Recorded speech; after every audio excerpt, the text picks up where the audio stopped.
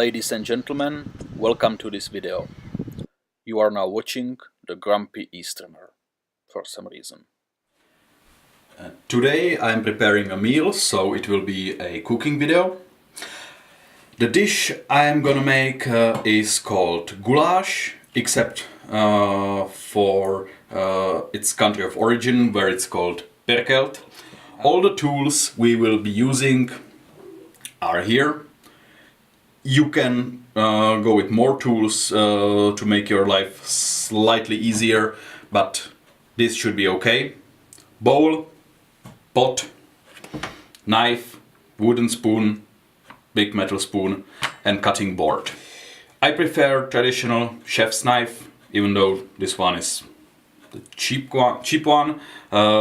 If you have a good fancy knife, you can go with this one. Or if you are from a different culture, you can use a knife that you prefer. If you are from Britain and there is a ban on knives, if you are watching it in the future, ask your Gurkha friend to lend you a cookery. Use whatever knife you prefer. Americans use Bowie knife. There are many variations of this meal. Some people use carrots, some people use, I don't know, you can put saffron in there. You can put tomato paste in there. No, we'll keep it simple. And we will start with onions. Goulash is traditionally made with beef, but because I'm cheap and there is a big price difference between beef and pork, I will be working with pork. I wanted just to say start with chopping onions, but then I saw a video with Jamie Oliver, and he was doing weird religious rituals with the onion, so I thought it would be better to explain how actually chop the onion. So you take away these parts, and whatever is brown must go away.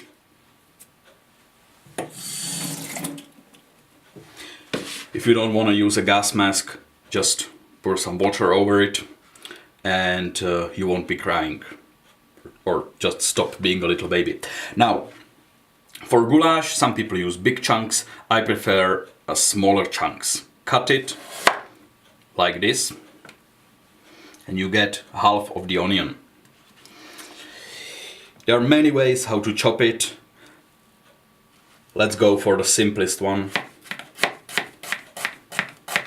If you are clumsy, you will increase the meat amount in your goulash.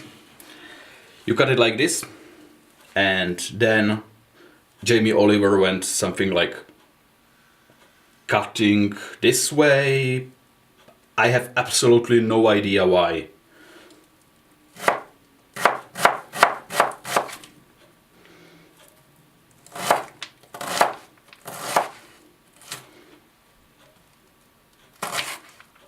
Of course, when I'm making video, this happens.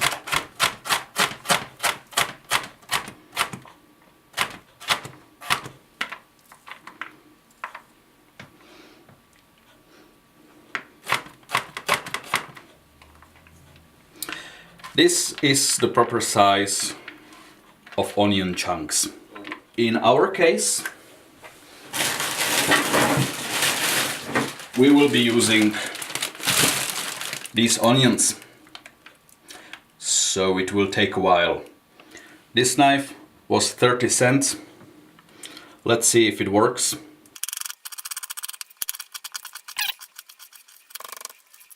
Okay, 30 cents and 3 minutes on a piece of stone. Can somebody please explain to me why people use $50 high quality German steel knives? Now let's assume you chopped the onions or bought them pre-chopped, frozen, or just like me, you had a relative that liked to watch late night TV commercials, so you cheated a little bit. Anyway, you end up with about 2 kilograms of onions, about 4 pounds, and you need to prepare the meat. Preferably, you should be using different chopping board, but that really goes just for the restaurant. If you keep your kitchen clean, you can use the same one that you used for your onions. This white stuff, it is okay for goulash, but there are some people who don't like it. It's just a simple thing. The knife is sharp. You can sharpen whatever knife you have.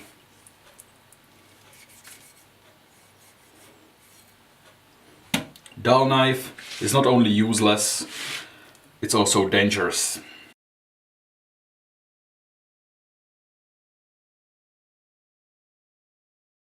And now we need to chop it. How do you chop meat for goulash? You need big chunks, about half of a fist. So this is okay.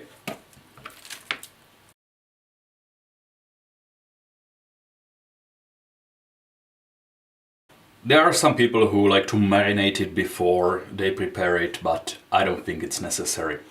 The meat is prepared, onions are prepared. The only thing we need now are spices and herbs. It depends on what you like, but the basis is still the same. We will go for an option with cumin seeds, and it's better when they are grinded. So if you have some kind of grinder, I have seen these fancy ones.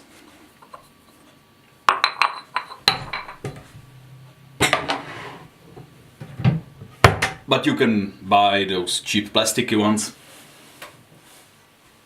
I prefer these classics. So some cumin seeds. And now cover your ears. Well, you know what? A little bit more.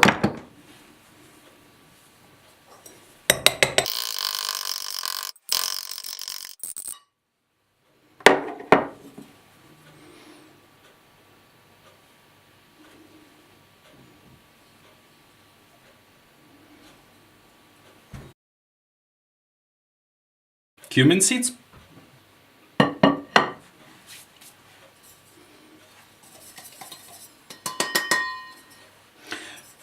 Then you need to clean your, how do you call it? I call it mortar. Brass thingy. Or you just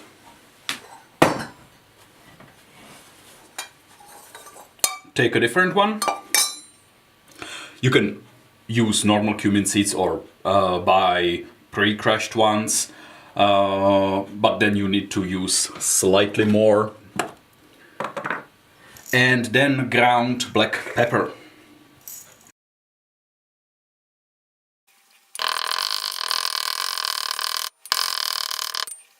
You don't need to turn it into dust. This is okay. And now, the most important part, ground paprika, or whatever you call it. You need to find the proper balance between the spicy one, chili, and is it called chili? Cayenne? Doesn't matter. Buy the Hungarian one. And the sweet one. How do you find the proper balance?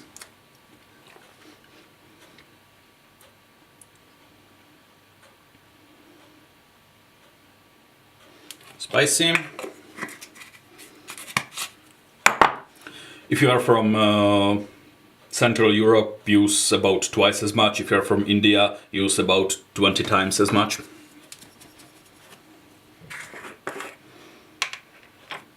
And that's the sweet one.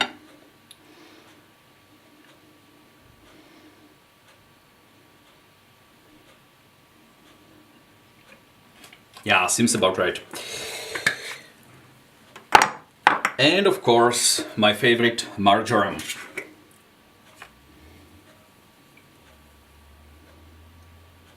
Is it marjoram? Yep. Hey!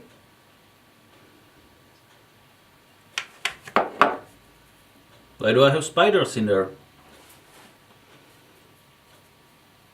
Seriously? Ah, it's just protein. You can also use bay leaf, if you have any. A little bit of salt. Just a little bit.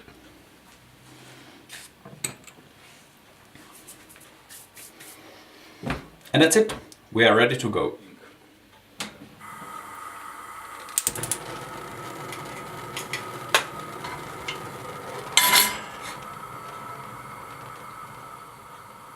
Try not to burn down your house. Some people prepare it with olive oil. Some people prepare it with sunflower oil. I really don't understand them. Use lard.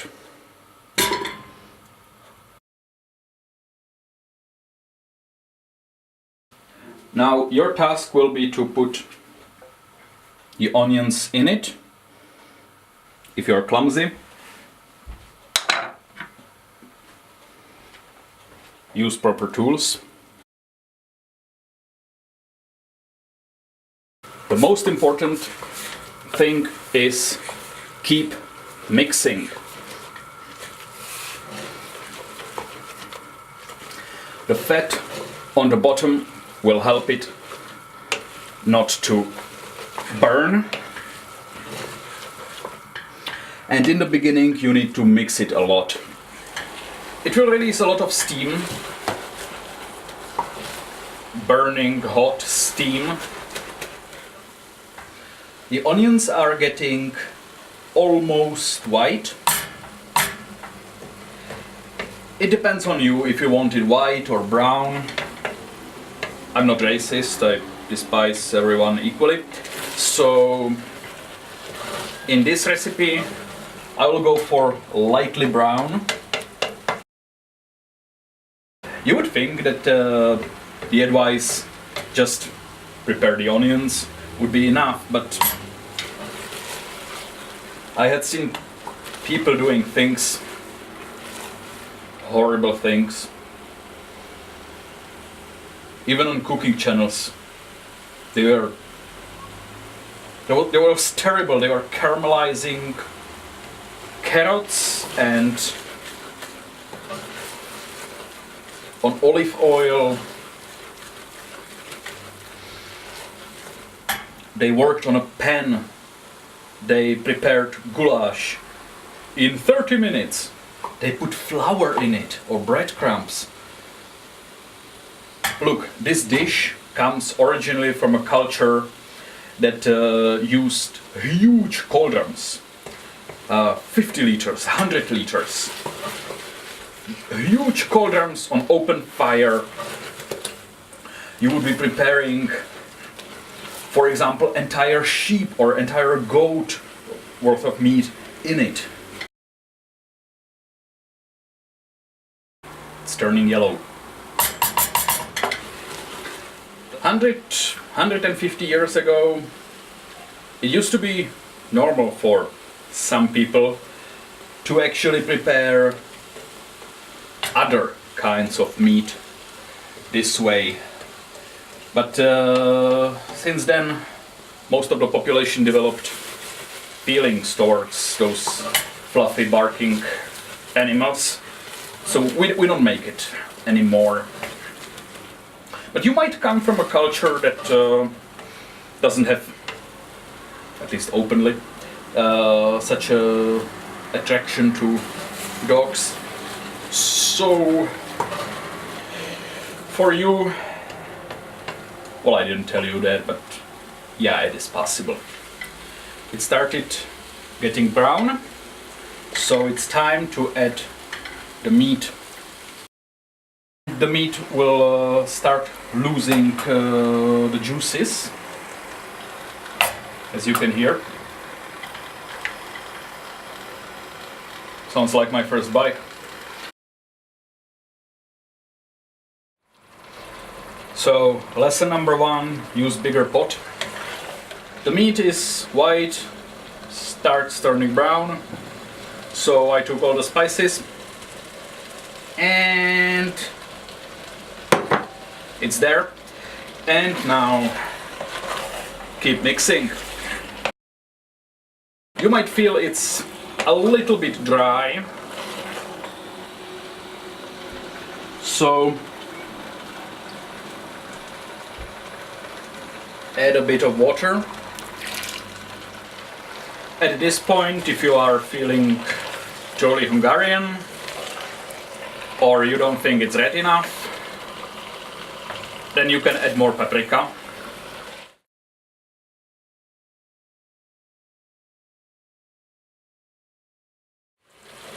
Let's add some water. If you are not using boiling water, pour it in slowly, give it some time to heat up.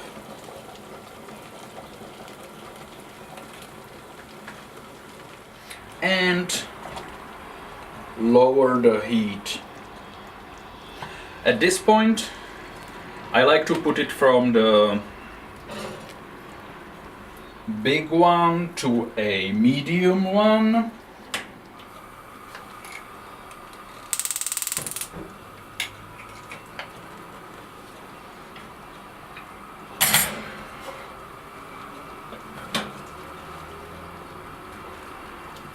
You will recognize when it's done, the meat will start getting apart. And now we can put the lid on and come back every now and then and stir it lightly. And now the final ingredient will be garlic. You can put as much garlic there as you like.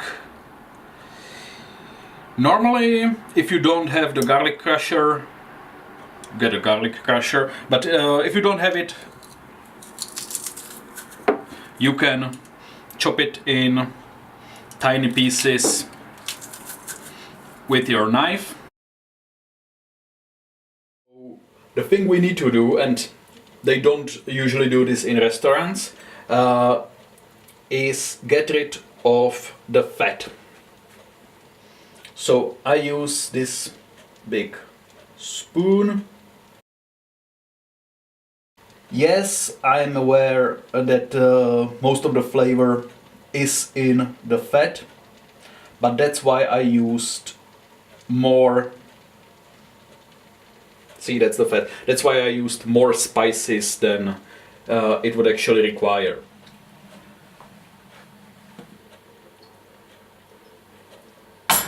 And now for the final step, we'll add the garlic. You want to add the garlic when the meat is tender. And then just let it boil for another 20 minutes if you want it really spicy, 30 minutes or 40 minutes if you want the taste to melt in it.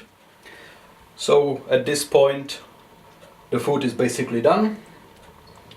So